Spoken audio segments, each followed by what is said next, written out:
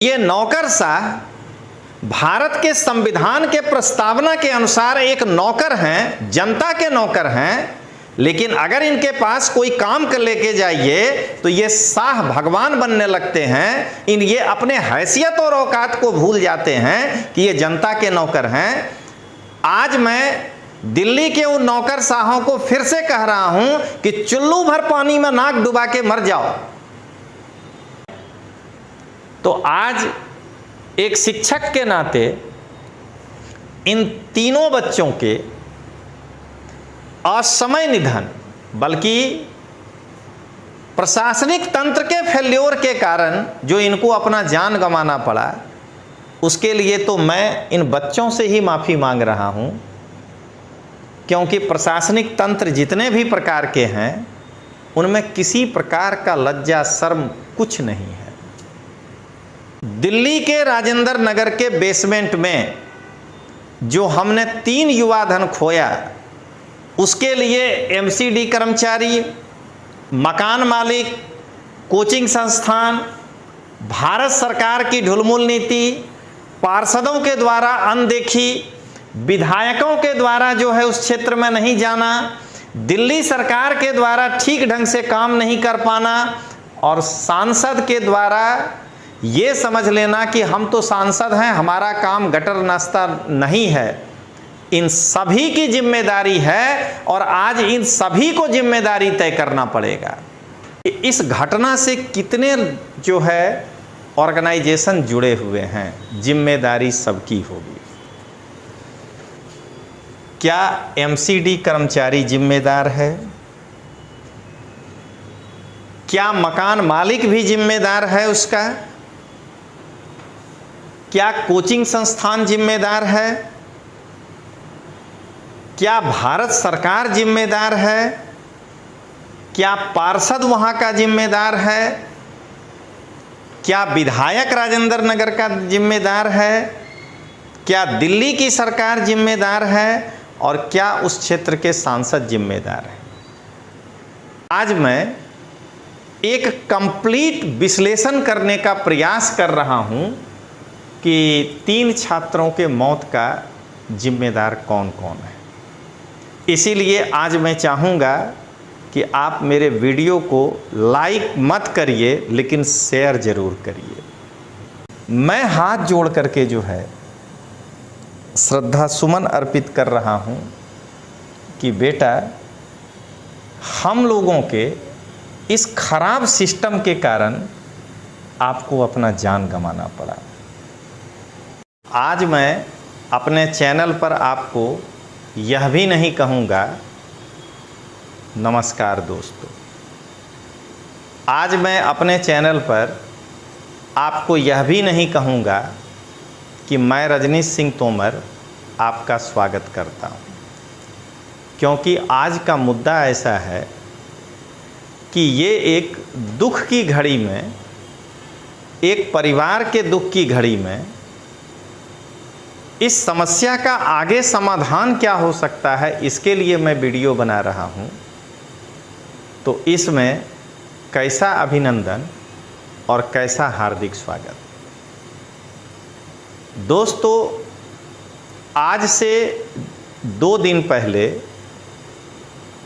दिल्ली के राजेंद्र नगर में एक बेसमेंट में कोचिंग कम लाइब्रेरी में अचानक पानी घुस जाने के कारण हमारे देश के 3 युवा धन को अपना जान गंवाना पड़ा। हो सकता है कि ये 3 आईएएस की परीक्षा में सफल हो करके एक बेहतरीन प्रशासक बन करके हमारे देश के लिए बहुत कुछ दे सकते थे। इसलिए दोस्तों, आज मैं अपना कार्यक्रम शुरू करने के पहले इन तीनों, दरअसल फ़ोटो मुझे 2 ही मिला, लेकिन इन तीनों युवा धन को मैं हाथ जोड़ करके जो है श्रद्धा सुमन अर्पित कर रहा हूँ कि बेटा हम लोगों के इस खराब सिस्टम के कारण आपको अपना जान गंवाना पड़ा। अब आइए दोस्तों हम लोग शुरुआत करें कि 3 छात्रों के मौत का जिम्मेदार कौन, क्योंकि एक भी ऐसा यूट्यूब या कोई मीडिया नहीं है जो केवल राव आईएएस स्टडी सर्किल को हाईलाइट करने के सिवाय और कोई काम किया। मैं सबों को देखा और मुझे कहीं भी समग्रता में नहीं दिखाई दे रहा है कि कोई भी मूल समस्याओं के लिए इस कार्यक्रम को चला रहे हैं। सारे के सारे लोगों के पास यही है कि इन बच्चों के बारे में इनके पिताजी का फोटो दिखा करके भावनात्मक रूप से जनता के सामने पेश करें, या राव आईएएस एकेडमी के बारे में दिखा करके, या कुछ लोग राजनीति कर रहे हैं कि आम आदमी पार्टी बीजेपी के ऊपर, बीजेपी आम आदमी पार्टी के ऊपर जो है प्रहार कर रहा है। लेकिन दोस्तों आज हम लोग, मतलब मेरे द्वारा, मैं एक बार फिर बता दूं कि आज मैं एक कंप्लीट विश्लेषण करने का प्रयास कर रहा हूं कि 3 छात्रों के मौत का जिम्मेदार कौन कौन है। इसीलिए आज मैं चाहूँगा कि आप मेरे वीडियो को लाइक मत करिए लेकिन शेयर ज़रूर करिए। आइए दोस्तों सबसे पहले हम देखें कि इस घटना से कितने जो है ऑर्गेनाइजेशन जुड़े हुए हैं। जिम्मेदारी सबकी होगी। क्या एमसीडी कर्मचारी जिम्मेदार है? क्या मकान मालिक भी जिम्मेदार है उसका? क्या कोचिंग संस्थान जिम्मेदार है? क्या भारत सरकार जिम्मेदार है? क्या पार्षद वहाँ का जिम्मेदार है? क्या विधायक राजेंद्र नगर का जिम्मेदार है? क्या दिल्ली की सरकार जिम्मेदार है? और क्या उस क्षेत्र के सांसद जिम्मेदार हैं? आज हम लोग दोस्तों इन्हीं चीज़ों पे चर्चा करेंगे। तो आगे बढ़ने के पहले दोस्तों, हमारे एमसीडी कर्मचारी, यहाँ कर्मचारी का मतलब निचला अधिकारी नहीं समझना है।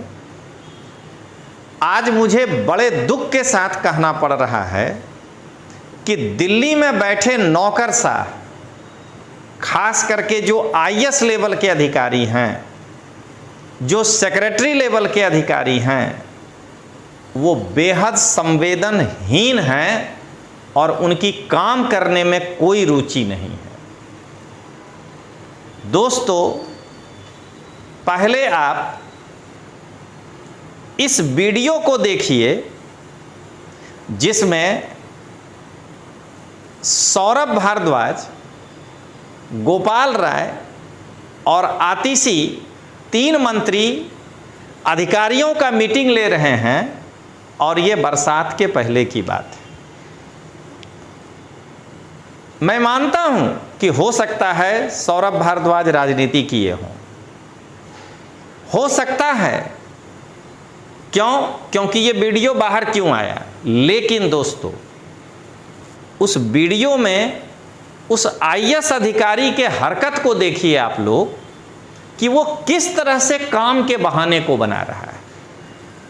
तो चलिए मैं समय नहीं ले रहा हूं, पहले आप इस वीडियो को देखिए। और Andrasu ji, this is not first time. Last year मैंने पेन ड्राइव के अंदर वीडियो बना के डाला है और उसमें उस पेन ड्राइव में मैं भी हूँ। मैं ही इंटरव्यू ले रहा हूँ दुकानदारों से कि भाई ये हुआ, बोला नहीं हुआ, बिल्कुल नहीं हुआ, और nothing was done. And I send this complaint to you directly, you didn't even respond to it. You will get back to me, but 1 साल हो गया। आपको दिखा तो दिया, वीडियो दिखा दिया, लोगों के घर में पानी चल गया। आप चलो मेरे साथ, लोग खुद ही बताएंगे। इफ़ यू हैव टाइम तो आज शाम को आप चलिए, अपने इनको इंजीनियर्स वगैरह को बुलाइए। मतलब साफ साफ हो जाना चाहिए ना, ये नहीं होना चाहिए कि कल परसों आप बोले नहीं काम हुआ था वो गलत हो गया। Let's go today. हाँ, आज चले रविदास, चलना चाहेंगे रविदास मार्ग? इवनिंग में चलते हैं 5 बजे के करीब, एटलीस्ट 6 o'clock, 7 o'clock चल लीजिए।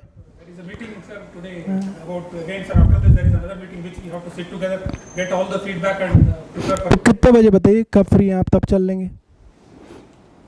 हम तो आपके लिए समय निकाल ही लेंगे। टाइम तो बता दीजिए। अरे आप टाइम तो बताइए, कितने बजे चलेंगे?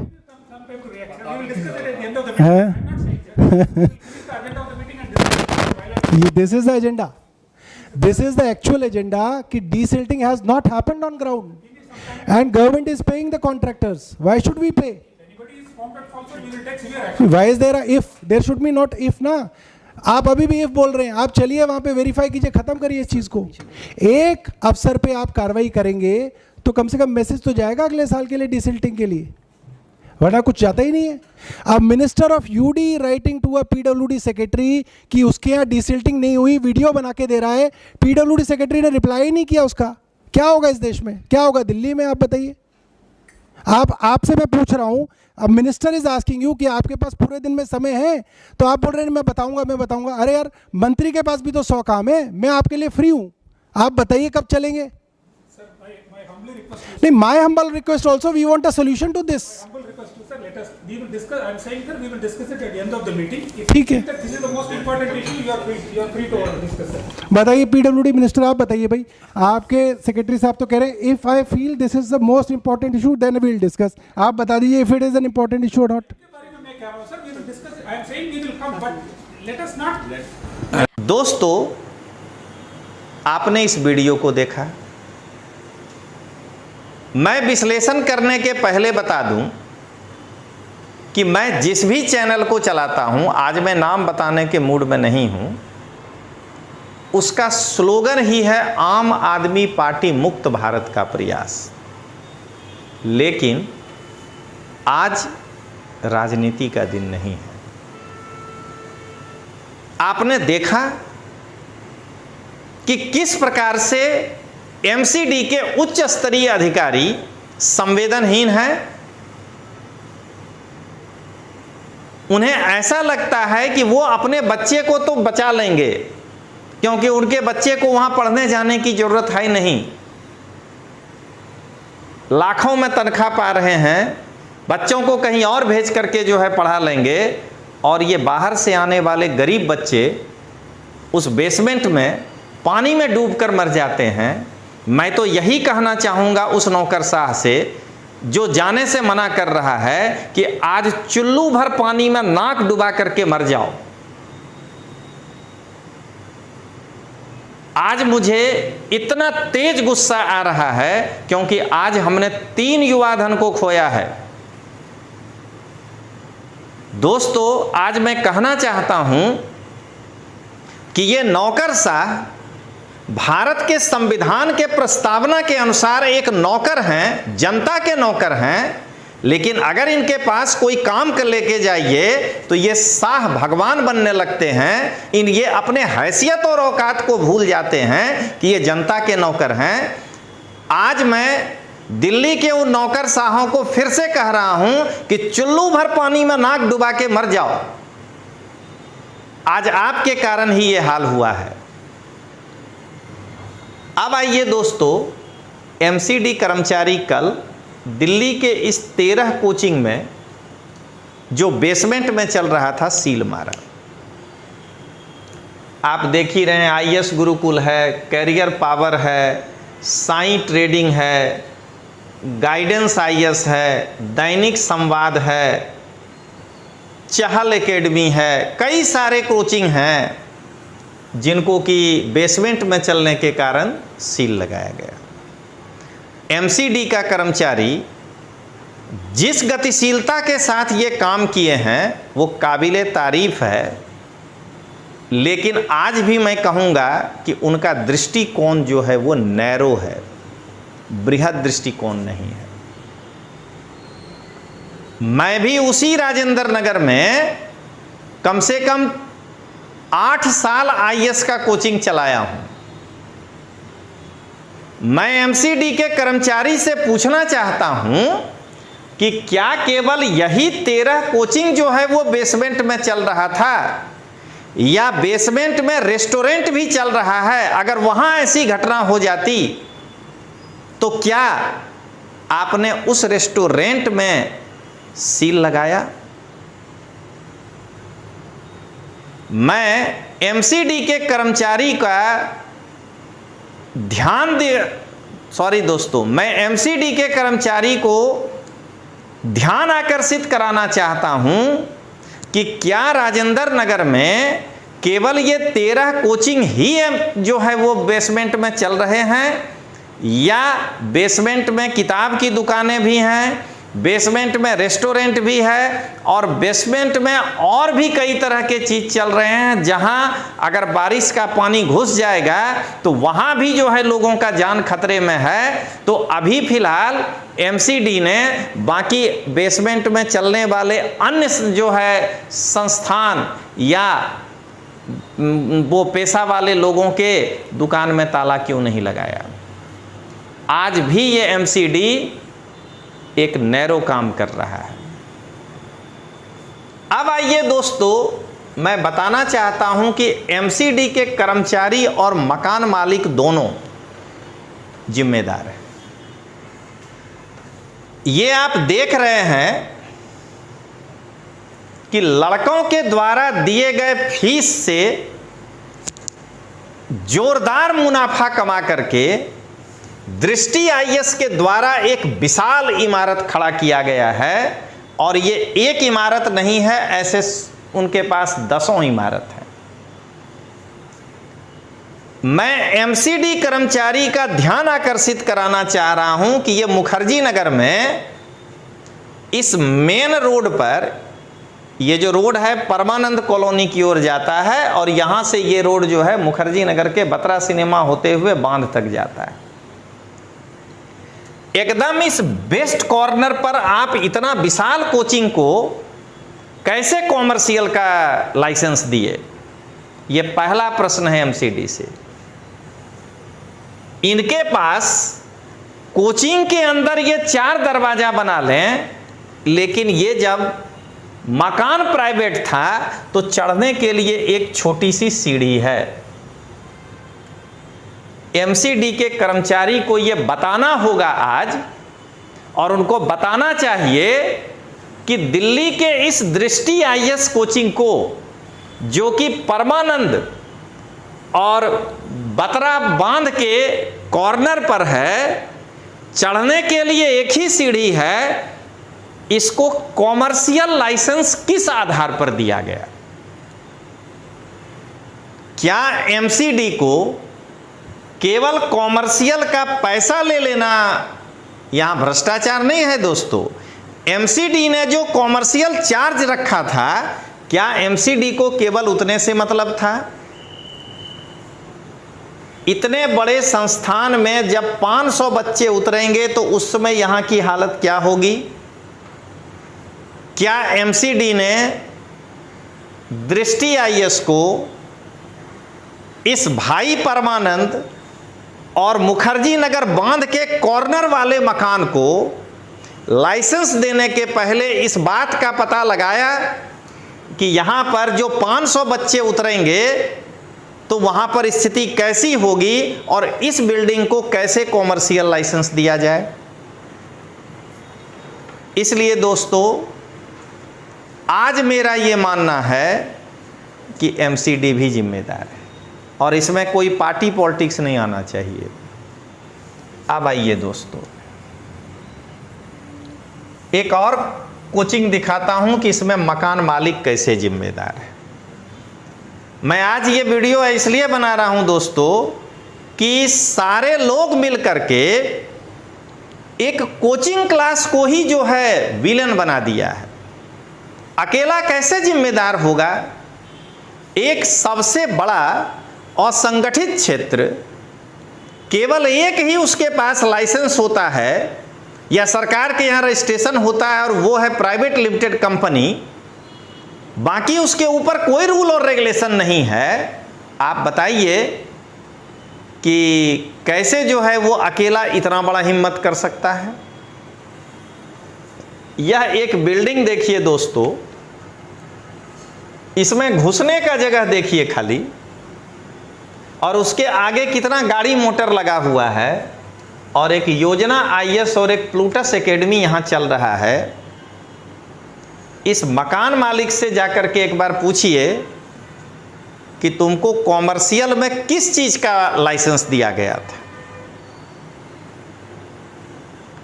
मैं दोस्तों एमसीडी के कर्मचारी से सुना हूं यूट्यूब पे कि बेसमेंट में जब भी कॉमर्शियल का आदेश दिया जाता है तो गोदाम बनाने के लिए।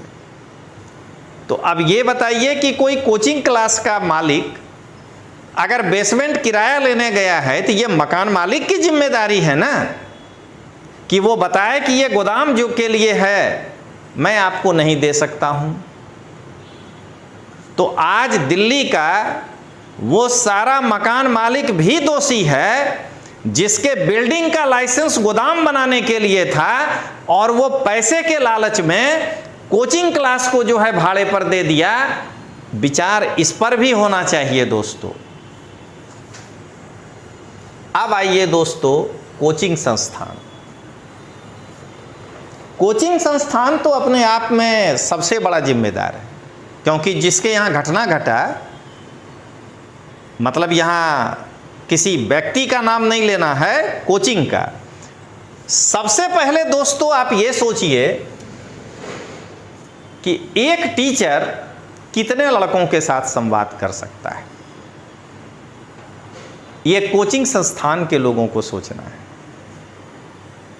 एक कॉलेज में भी एक क्लास में ज्यादा से ज्यादा 150 लड़के होते हैं, और वो उस 150 लड़के को या 100 लड़के को बैठने का जो क्लासेस होता है वो कितना बड़ा होता है। तो ये कोचिंग संस्थान अधिक से अधिक लाभ कमाने के लिए, मैं भी शामिल होऊंगा उसमें दोस्तों, तो मेरा ये कहना है कि कोचिंग संस्थान अधिक से अधिक लाभ कमाने के लिए टीचर स्टूडेंट के रेशियो का परवाह किए बिना एक एक क्लास में भेड़ बकरी के तरह बच्चों को बिठा देता है। तो आज इस घटना के लिए कोचिंग क्लास भी जिम्मेदार है दोस्तों, उसको भी अपनी जिम्मेदारी से नहीं भागना चाहिए। भारत सरकार, मैं भारत सरकार के ऊपर इसलिए आया हूं कि एक स्कूल खोलने के लिए भारत सरकार कहता है कि सीबीएसई से एफिलिएशन लीजिए। एक कॉलेज खोलने के लिए भारत सरकार का कहना है कि यूजीसी से एफिलिएशन लीजिए। तो जब भारत सरकार ये देख रही है कि पिछले 1990 से गिनिएगा, मैं तो 90 से कोचिंग का उदय मानता हूं, कि 1990 से आज 2024 आ गया, 34 सालों से भारत सरकार को कोचिंग का इंफॉर्मेशन तो मिल रहा होगा।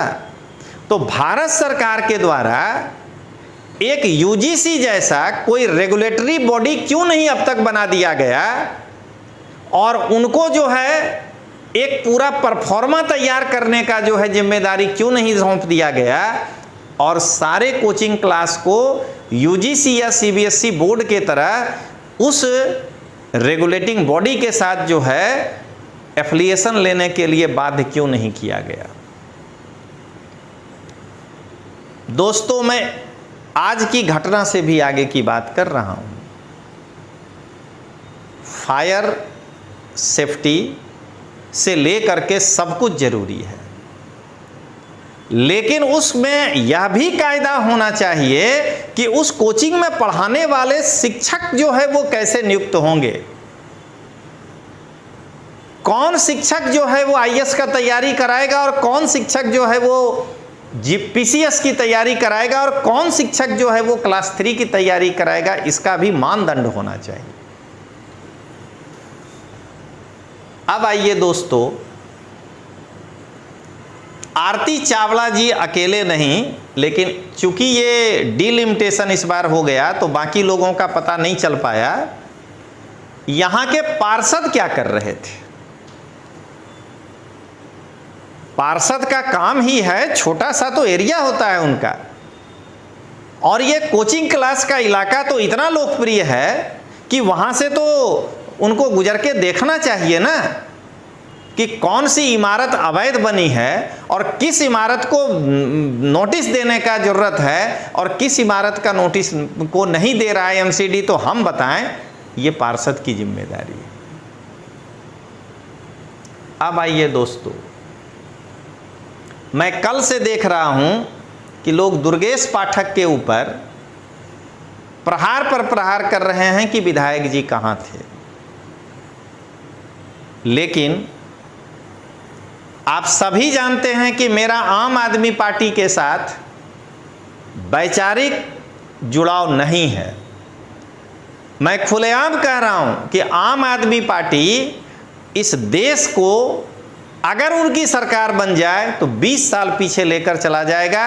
मैं उनकी विचारधारा से बिल्कुल सहमत नहीं हूं। लेकिन दोस्तों, दुर्गेश पाठक के पहले ही बिल्डिंग बन गया होगा ना। दुर्गेश पाठक तो 2 साल पहले चुनाव जीता है। तो मैं पहले भारतीय जनता पार्टी के रमाकांत गोस्वामी जी से पूछना चाहता हूं कि आपके विधायक के समय आपको भी बाहर आकर के अभी बोलना चाहिए कि आपने इस तरह के अनियमितता के लिए क्या क्या किया। भारतीय जनता पार्टी के आरपी सिंह जो आज बीजेपी में उच्च पद पर हैं, ये उसके बाद विधायक बने हैं, तो इनको भी जवाब देना पड़ेगा कि इनके काल में भी बेसमेंट बन रहा था तो उसके लिए ये विधानसभा में क्या कार्रवाई किए या क्या प्रश्न किए थे। और ये तीनों आम आदमी पार्टी के हैं। विजेंद्र गर्ग जी को भी इसकी जिम्मेदारी लेनी होगी। और आज राघव चड्ढा राज्यसभा में उछल उछल कर अपनी बात कर रहा होगा, लेकिन राघव चड्ढा खुद बताए कि जब वो 5 साल के आसपास वहां विधायक रहा तो वहां के सीवर लाइन से लेकर के सब कुछ, या ये जो बिल्डिंग खड़ा हो रहा था, इस पर जो है राघव चड्ढा ने क्या क्या किया। और चूंकि ये प्रेजेंट विधायक हैं दुर्गेश पाठक, तो इनको तो इस्तीफा दे देना चाहिए मानवता के नाम पर, क्योंकि ये आम आदमी पार्टी से हैं। राघव चड्ढा भी आम आदमी पार्टी से है। क्योंकि दुर्गेश पाठक को इसलिए दे देना चाहिए कि एमसीडी में भी अरविंद केजरीवाल है और यहाँ का पार्षद भी जो है आम आदमी पार्टी का है, उसके बावजूद इस इलाके में ऐसा क्यों हुआ। और अंत में दोस्तों, दिल्ली सरकार कितनी बड़ी बड़ी बात करते हैं, मैं दिल्ली को पेरिस बना दूंगा, मैं दिल्ली को जो है ये कर दूंगा। आज कहाँ गई है आपकी नैतिकता? आज जेल से चिट्ठी आपकी पत्नी लेकर के क्यों नहीं आई और पब्लिक कॉन्फ्रेंस क्यों नहीं की? मैं अरविंद केजरीवाल से पूछना चाह रहा हूं कि सत्ता के लालच में कितना गिरोगे? आज तुम मुख्यमंत्री का पद लेकर के जेल के अंदर हो, तभी व्यवस्था नहीं हो पा रहा है ना। और तुम जेल से कम एक सहानुभूति का चिट्ठी तो अपनी पत्नी के द्वारा भिजवा सकते थे और पत्नी जो है कम से कम प्रेस कॉन्फ्रेंस करके बताती कि तुम्हारा क्या दृष्टिकोण है। लेकिन दोस्तों, दिल्ली में जब मदन लाल खुराना जी बने थे मुख्यमंत्री, तो खुराना जी को नहीं देखा गया कि जिस तरह से तेजी से अवैध निर्माण हो रहा है उस पर हम क्या रोक लगाएं? क्या दूसरे जो हमारे मुख्यमंत्री हैं इनको नहीं पूछना चाहिए? आज मैं 91 से इसलिए लिया हूं कि आसपास से कि 91 से वहां पे कोचिंग आना शुरू हुआ है। आज राजेंद्र नगर के माननीय सांसद जी बांसुरी स्वराज जी जो हैं, लोकसभा में काफ़ी प्रश्न पूछ रही थी, तो क्या बांसुरी स्वराज जी ये बताने का प्रयास करेंगे कि उनकी माता जी जो हैं सुषमा स्वराज जी भी थोड़े समय के लिए रही हैं मुख्यमंत्री, उन्होंने क्या स्टेप लिया था?